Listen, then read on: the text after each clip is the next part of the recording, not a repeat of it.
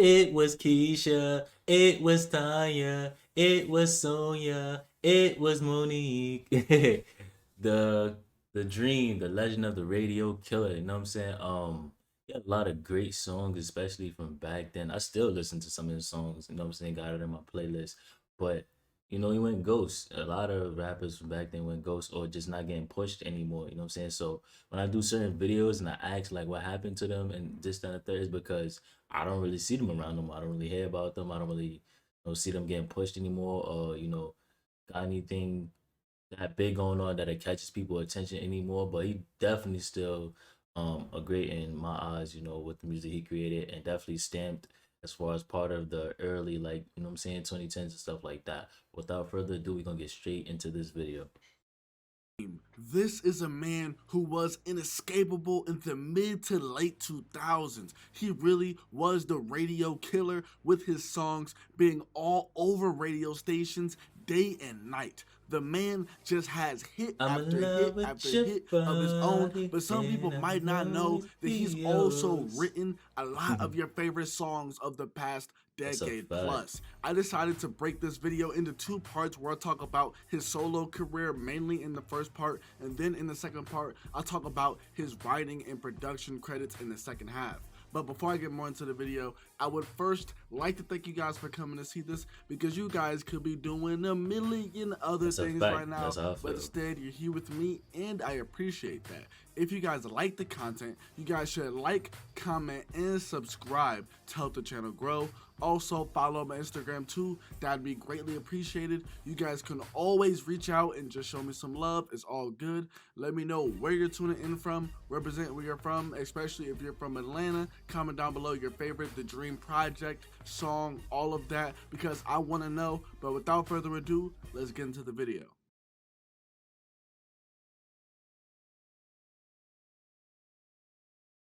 I've always wanted to interview The Dream. The man is supremely talented, but I That's a really want to fact, ask man. him a simple question. What's up with this fascination with gorillas? Like he mentions gorillas in songs like I Love Your Girl, Rocking That Thing, and My Love. Like we beat it up like gorillas. Like he be saying that. Like I just want to know. I'm just messing around. So let's get to the actual story. The Alright. Dream was born Terrius Nash in Rockingham, North Carolina in September Okay. of 1977. He would move to Atlanta from North Carolina when he was only a few years old. Growing up, there was a lot of Otis Redding, Sam Cooke, Michael Jackson, and people of that nature playing around the house when the Dream was growing up. He would attend Grove Park Elementary, where he remembers seeing T.I. roaming the halls. In high school, the Dream took night classes with Andre 3000 of Outkast as well. He would play in a band during his middle school days, but decided to go solo around the late 80s when LaFace Records were starting, and they started scooping up local R&B talent. This was also around the time that Freaknik was a thing, and the Dream has said that every time you hear an 808 drum machine beat on one of his songs, it comes from Freaknik. The Dream would also learn how to play guitar, drums, and trumpet while he was I know growing to play up. guitar a little bit. Sadly, around when the Dream was 15, his mother would pass away, and this would have a huge effect on his life and music career. This inspired him to write songs. About this in an interview, he would say, "Watching her as the months went by, knowing that she was going to pass, that dialed my emotions right up. The corniest things in pop songs about life and love and loss, I was thinking about them on a very real level from my mother's perspective." He notes the song Umbrella with Rihanna as an example. He has writing credits on the song for those who don't know. I'll talk more about this song in a little bit. After the death of his mother, he would move in with his grandfather, who was a concrete mason. He credits this for his work ethic. He came out of a bad time for blacks in the South, but even though we lived in the hood, we had a boat, some cars, and a house that was paid for. So I've always had a different outlook on life. Okay. There's nothing I can't do. My uncle used to say, "You'll go on and become the dream of the family." That's how I got my name. A The meeting with a Dream. man by the name of Tricky, real name Christopher Stewart, would change the Dream's career. They knew of each other from being around Atlanta, and the Dream met him right as he was starting his songwriting career. A man by the name of Rob Hunter introduced the two, and initially the Dream was working with Tricky's brother, Laney. Laney and his brother Tricky were in a camp called Red Zone, which was one of the many camps in Atlanta at the time. Laney would produce B2K's song Everything, and the Dream would have writing credits on the song. Looking back at it now, it's pretty obvious the Dream wrote it. This is the song that got him a publishing deal with Laney Stewart's publishing company, and the Dream has said that he doesn't know what would have happened to him if he didn't write this song. The possibility of him being kicked to the curb was high, but luckily he came through and got it done. This was a make or break situation for him because 4 weeks before he wrote the song, he quit his job in which he was working at a collection agency. He figured that if he never put 100% into music, then he would never be great enough to stay in.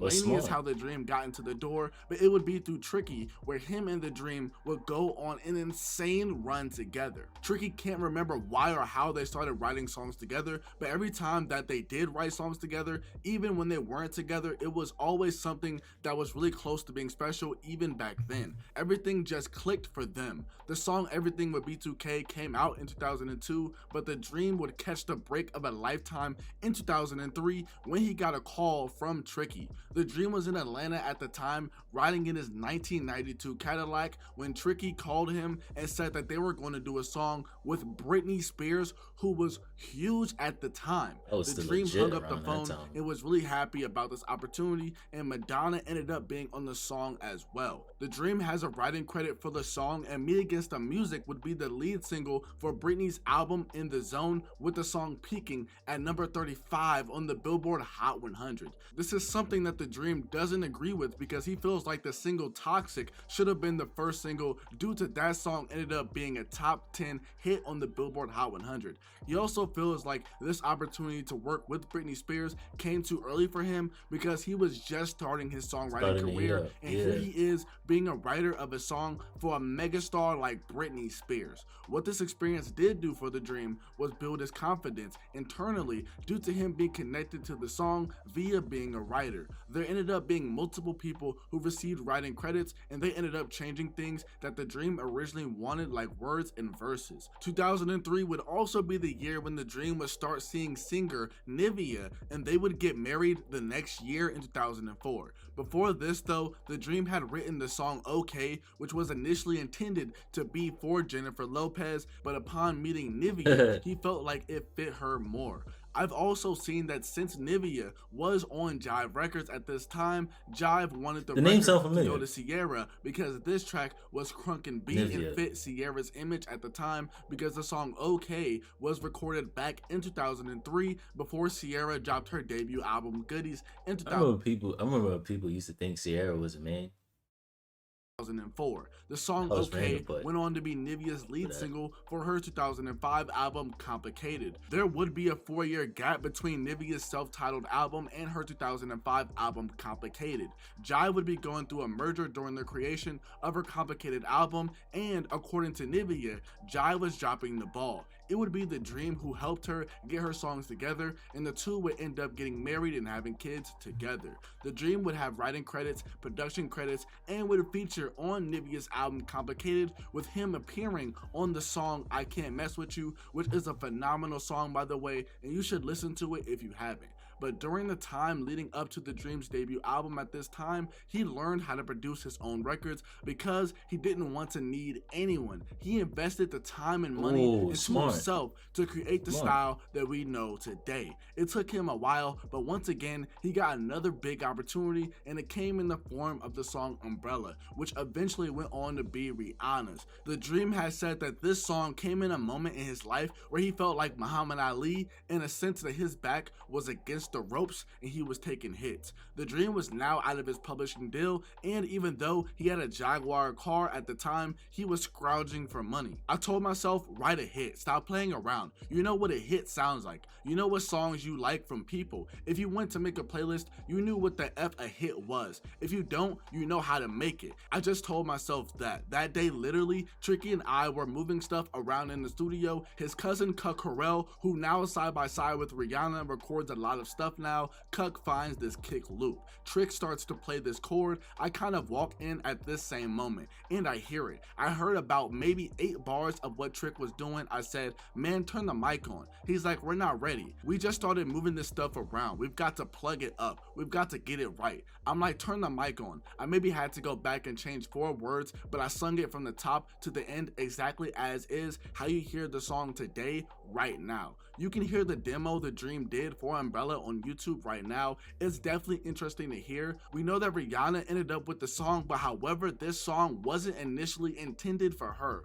The song was originally written for Britney Spears. As said earlier, The Dream previously had worked with Britney Spears, and in 2007, Britney Spears would have the infamous Umbrella incident. When writing the song, The Dream at first was thinking about God and how God would say he has you under his umbrella because he'll protect you. As him and Tricky were putting the track together, the umbrella came to symbolize and represent love as a protective shield. This was believed to be the song that would help Britney Spears launch herself back into the public eye with fresh music. Britney at this point in time started to work on her new album, which eventually went on to be her Blackout album, I believe. This brought the idea of The Dream helping out his friend by giving her a record, but Britney Spears' camp would pass on the record and Britney would never even have a chance to hear the record before it came out. The story doesn't end there though, because Teo Cruz had the opportunity to have the song and wanted it to be the single for his album at the time, but that ended up not happening. Mary J. Blige was also eyed for the record as well, but she ultimately passed on the song due to Grammy commitments and other things that she had going on at the time. We all know that Rihanna would end up with the song, and saying it was huge was a complete understatement. It went #1 on the Billboard Hot 100 for 7 straight weeks and went #1 on the UK singles chart. Man, that's when for I still 10 had an consecutive MP3 player, weeks, no which cap. is insane. This song ended up being huge for Rihanna in her career. But another record that would be big for The Dream was the song Bed, which he wrote and would end up in the Whatever hands happened of to Jay Jay Holiday. Holiday? I wrote Bed I'ma and put said, you to oh bed, wow, you know what? If I bed, can write this record for him, bed. I can probably do a whole album of this stuff. Hold up, if I can do this with Tricky and the sound we have on this side and mesh them into an album, that would probably be amazing. The song Bed went on to peak at #5 on the Billboard Hot 100, in which The Dream has songwriting and production credits on the song. The track before being released was considered for Chris Brown, but The Dream said that it was his record and he ended up giving it to Jay Holiday. According to The Dream, Chris Brown would say that the song won't be #1 unless he's on it. The Dream would bet someone $500,000 that the song would go #1, and he said that he collected his money because the record went #1 on the Hot R&B Hip Hop Songs chart for 3 That mean he was that confident in himself to bet 500,000. Like, straight weeks. Due to Chris Brown thinking that he had the song, this created tension between Chris and The Dream, and according to The Dream, Chris said the wrong thing to him and he's a man of principle. But this is the record where The Dream called the at the time Island Def Jam executive Karen Quack, and he told her that he wanted to be an artist. He figured out what his voice needed to sound like to sell records, so this is when he sent her the song Bed, and she thought it was really good. You can also hear the demo version with The Dream of Bed on YouTube as well. Another reason why The Dream wanted to become an artist is because he wanted to take full advantage of his career, because he didn't want to wait for people like Usher, Chris Brown, Beyonce, or Rihanna to sing his songs. He just felt like he needed to showcase what he did beyond artist at that particular point. The Dream would ultimately sign with Def Jam and become the founder of Radio Killa Records. He would get to work and release the single Shawty is a 10 featuring Fabulous officially in July July of 2007. However, The Dream has said that this song was on the radio before he was ever even signed. The story behind the track Shawty is a 10 is that The Dream would hit up Carlos McKinney, who did production on the track, to give him a track. The Dream then wondered what he needed to say to beautiful girls to feel good. Shawty is a 10 came up as an idea, and the rest is pretty much history. It was his first record and the one that made him decide to have a career in the music business as an artist. The Dream would not be in the studio when Fabulous did his verse, but he was elated by his verse when he first heard it, and rightfully so, because it's a really good Fabulous verse. How Fabulous even got on the song is an interesting story. L.A. Reid wanted Young Jock to be featured on the song at first, and The Dream knew Young Jock because they both went to the same high school, with Young Jock being younger than The Dream. The record was sent to Young Jock, and he said that he was cool on the record. After Young Jock passed on the record, then Fabulous was eyed and he became the feature. L.A. Reid told The Dream that he had to make some changes to do the record because he can't say Shawty is the ish on the radio. This is where the idea of saying "you a 10" came from. The song also having no hook was intentional because in an interview, The Dream said that the song was so great up to that point, why would he ever even put a hook? Saying he was not putting a hook became the hook. Shawty is a 10 ended up peaking at number 17 on the Billboard Hot 100. Yeah, I made sure the next single that. for the album would be Falsetto and would be released in September of 2007. About this record, The Dream would say, "I just wanted to have a record with that R&B vibe and a big guitar solo in it. It reminded me of the 90s. I knew that nobody knew what falsetto was, and that was just a play on words. Still to this day, people are like, what's falsetto? And I respond, it actually is what it says. It was great that the song educated so many people that listen to music and that actually do make love. So for me, it's a purely educational song. It was a pretty dope one on my part. I have to at least pat myself on the back."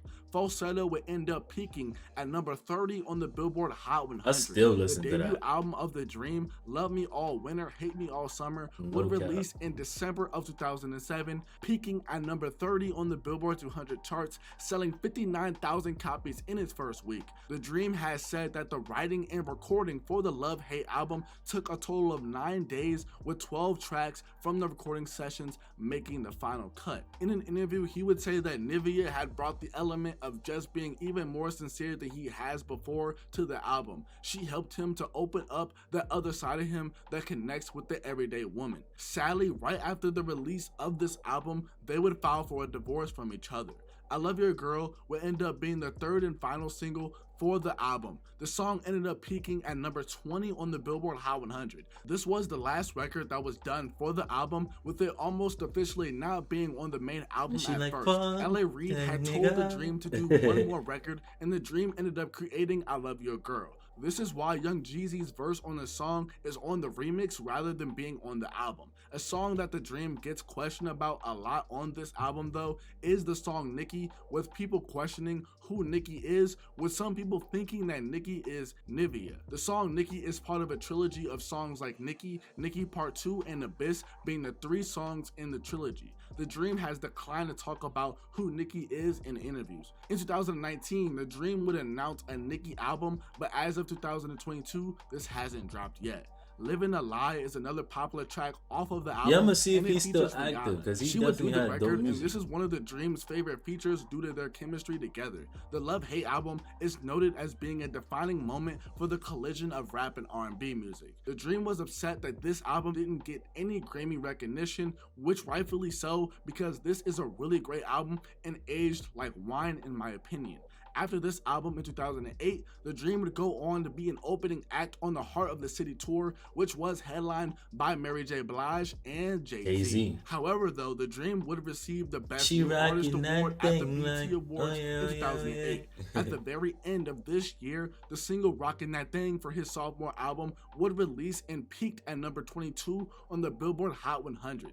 This song was intended for Jamie Foxx, and Jamie Foxx's song Digital Girl that Dream ended up featuring on was on the Love vs. Money album at a point in time. Beyonce's song 1+1 was also on the Love vs. Money album at a point in time, but the Dream took it off and gave it to Beyonce.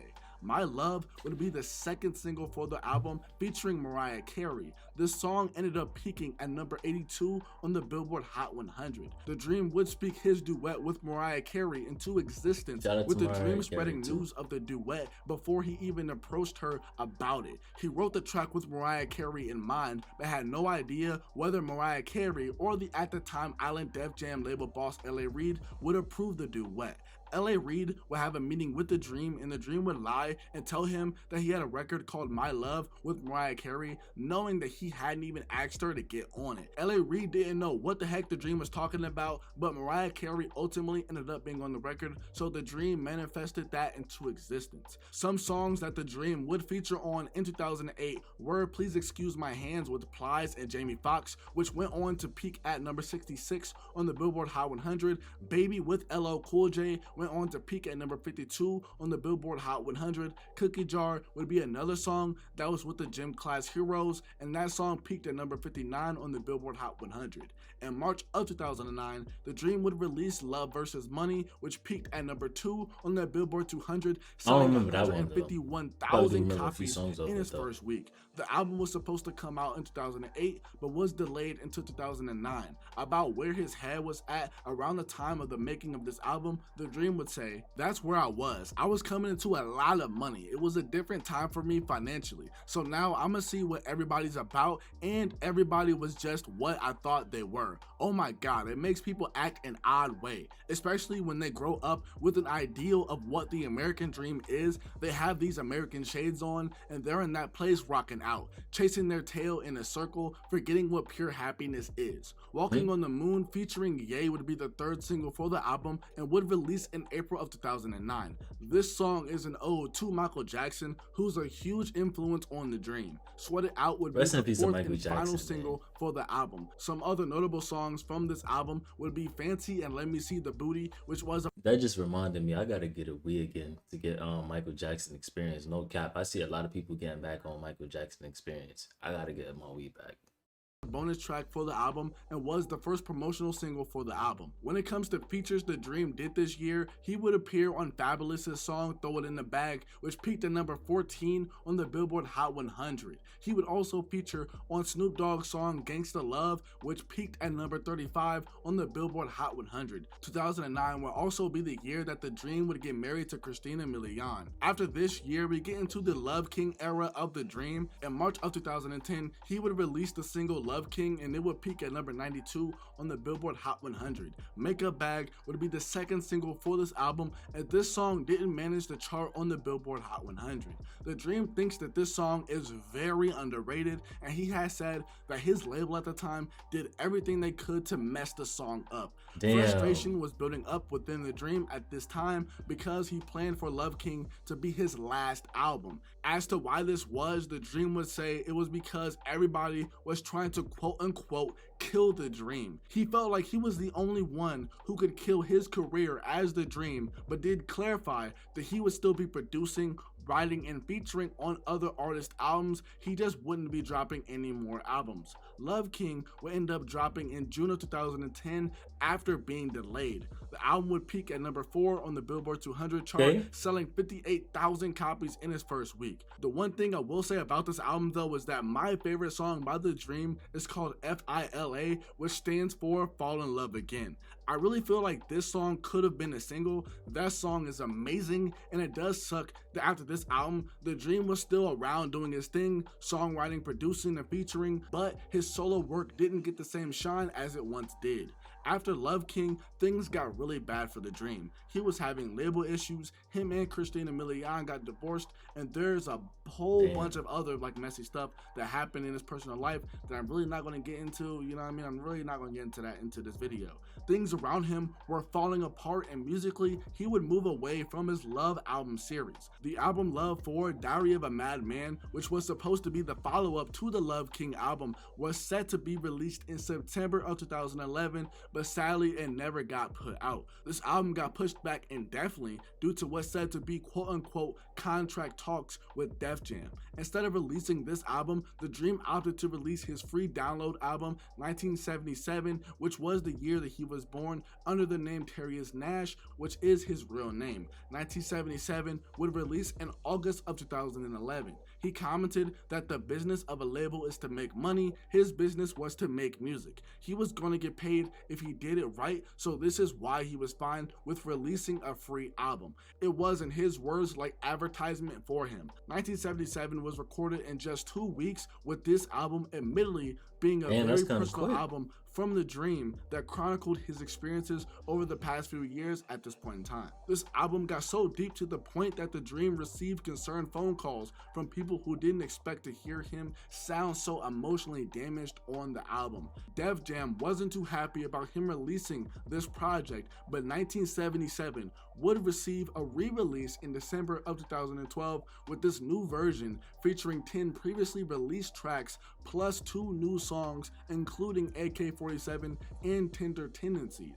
This year, The Dream would feature on the Ye and Jay-Z song No Church in the Wild for their Watch the Throne album. The song would peak at number 72 on the Billboard Hot 100. The making of the album Watch the Throne had been wrapping up when Jay-Z would play the song Holy Grail. Kanye really wanted the song Holy Grail to be on Watch the Throne, but Jay-Z was adamant that the song was going to be on his solo album. This is when The Dream stepped in because he was told to create a song that was close to Holy Grail. He also notes that Jay-Z playing Holy Grail changed the Watch the Throne album because Ye and I ain't gonna lie, Holy Grail, that was a dope song. That was a dope song.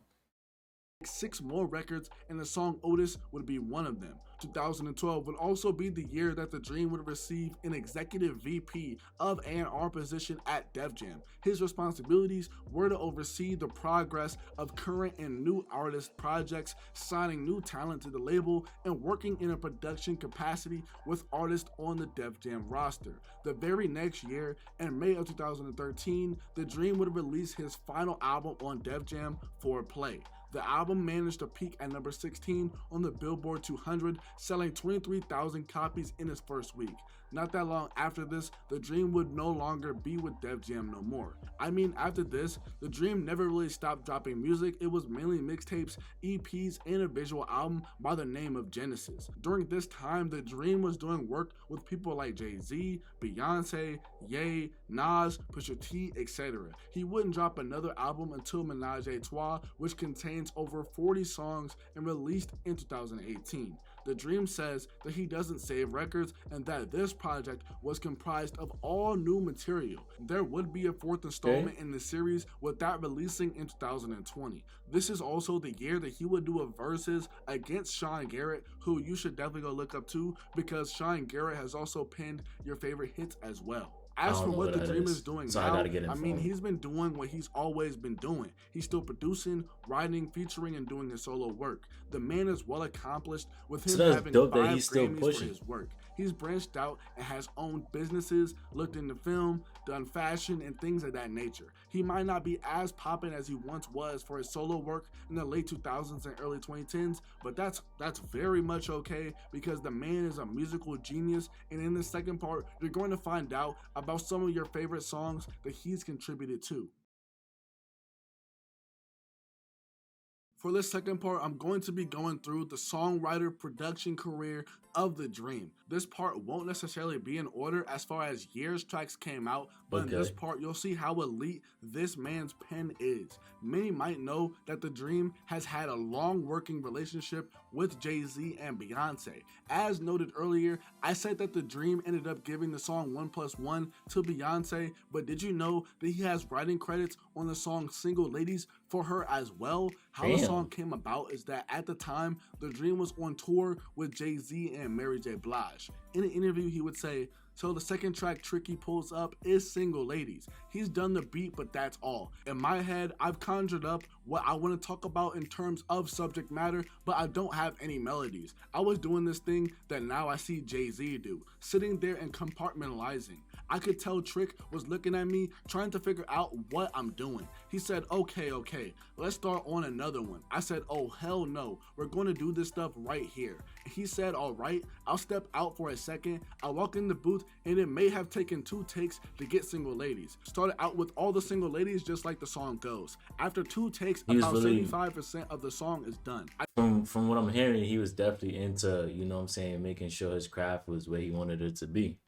I knew that talking about B's life and what you probably understand of it, with her and Jay being married or not being married, would strike a chord with people because everybody wanted to know what was going on. The song was a smash hit, peaking at number 1 on the Billboard Hot 100 for 4 non-consecutive weeks. Single Ladies was written in about 17 minutes according to the Dream, but the man has done countless songs with Beyonce. Love on Top being another one, with that peaking at number 20 on the Billboard Hot 100. Who Run the World Girls is another song he has writing credits on, in which that song peaked at number 29 on the Billboard Hot 100. Megan Thee Stallion Savage remix with Beyonce also peaked at number 1 on the Billboard Hot 100, and J Balvin's Mi Gente remix with Beyonce peaked at number 3 on the Billboard Hot 100. Flawless, Partition, Countdown, End of Time, XO, Beyonce's part on Feeling Myself with Nicki Minaj. So what I'm learning is that he definitely did a lot of stuff behind the scenes. Are also all songs that the Dream has writing credits on, with him working with Beyonce. Recently, he's worked with her on her latest album Renaissance on songs I didn't even know that Break either. My Soul, Church Girl, and Energy. He has writing credits on pretty much half of the album. Another huge artist that's a woman that the Dream has worked with is Mariah Carey. They would do the song My Love for Dream's Love vs. Money album, but the Dream would also write the song Obsessed for her. Obsessed would peak at number 7 on the Billboard Hot 100. Once Mariah Carey found out that the Dream could demo records, she wanted him to do all of them for her album. He didn't really want to do it because he felt like Mariah was awesome, and they basically ended up doing her whole album. He's credited pretty much all over her Memoirs of an Imperfect Angel album. About writing the song Obsessed, the Dream would say, Mariah was talking about somebody with Obsessed, but I didn't know who. I didn't find out she was talking about Eminem until she made the yeah. I did a video on that with Eminem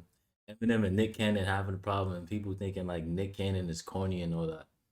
Songs I have to write. I've been lucky to have a good imagination, or good enough to say something that strikes a chord, and then they say, wow, you wrote that, as if you knew exactly what I meant. But everybody usually goes through that same stuff with somebody, so to me, I was just writing my own stuff, or what I think if I were you in your shoes. Another song by Mariah that the Dream would have a hand in writing would be her song Touch My Body, which will peak at number 1 on the Billboard Hot 100. I think another important quote from the Dream is him talking about how he can write these songs about women from their perspective, even though he's a man. Songs like Obsessed and some people, to me, it's just like acting. You just basically locking into a character in some type of way.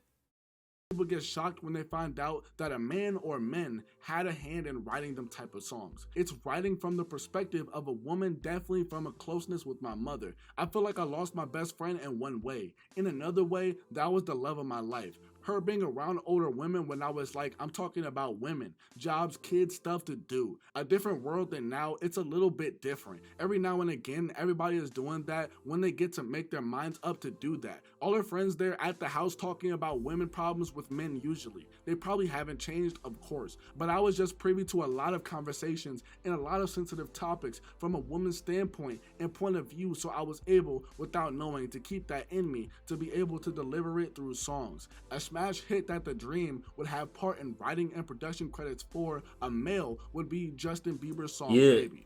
Justin Bieber, he just sold his, I think his whole catalog for, I think, 200 million. The story behind it is that L.A. Reid would sign Justin Bieber, and a man by the name of Chris Hicks wanted the Dream to work on Justin Bieber's album. The record Baby might not have came out because the Dream requested 2 hotel days paid for, and he would write the records. He was told that this wasn't in the budget, and this shocked him because he had just written records like Single Ladies and Touch My Body. In his mind, they clearly didn't want to do the record, but he would receive a phone call that said that his rooms would get taken care of. He ended up up writing Baby in about 20 minutes. Tricky would flesh out the beat, and when it got time for Justin Bieber to do his part, he didn't want to cut the record. Scooter Braun, who to this day So basically, the Dream played more of a part in hip hop than I knew. I believe still manages Justin Bieber, had to tell him to sing it. It's pretty crazy when the Dream put it in perspective that this iconic record almost didn't happen because of a 2-night hotel bill. Throughout his career, the Dream has worked with Ye numerous times. A very notable time would be for his work on the iconic song All the Lights. The Dream had been working on Beyonce's 4 album at the time when Ye stopped by the studio and told the Dream to listen to what ended up being All the Lights because they couldn't find a hook. He would end up doing the hook for the record, but Ye was unsure about the hook that the Dream did.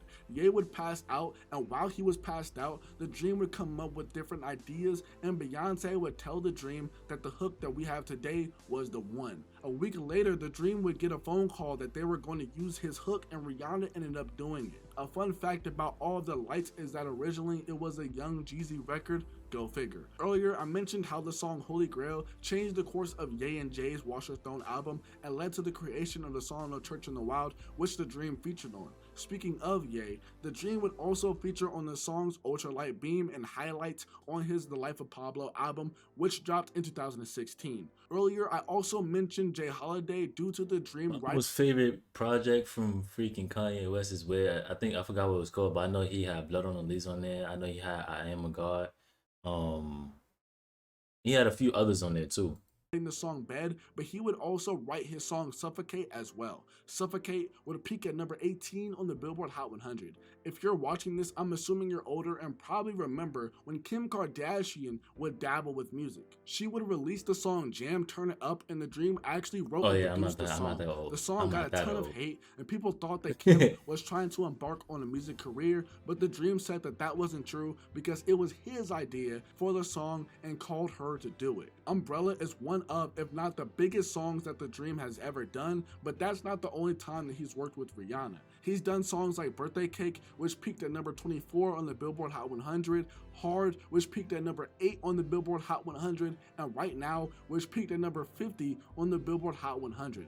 There are plenty of other songs he's done with Rihanna, but those are only some of them. The two have a great relationship, and it looks like the Dream and Rihanna have or will work together for her upcoming album whenever that drops. We can literally go on and on about this man's songwriting career. He's Yeah. written and performed hundreds and hundreds of songs. Just to list off some songs that he's done work on, whether writing or producing or anything of that capacity: Girlfriend by Bow Wow and Omarion, Just Fine by Mary J. Blige, Fashion Killer by A$AP Rocky, Trading Places by Usher, Almeida by Solange, Leaving by Jesse McCartney, Just Like Me by Jamie Foxx, and many more. That's not even counting songs that he's done and he hasn't been credited for. Some spotlight should also be shined on Tricky as well, because him and the Yeah, Dream he make a played a part too. fantastic team together.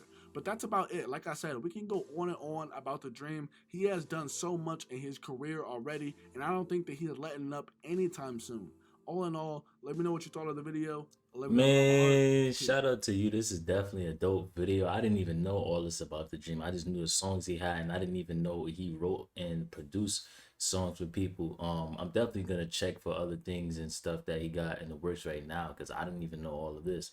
But let me know what's your opinion on the Dream and what songs do you like from the Dream, or do you even remember the Dream? That being said, I appreciate y'all for the love and support. Love is love. We're gonna stay on the grind, and I'm gonna catch y'all in the next video.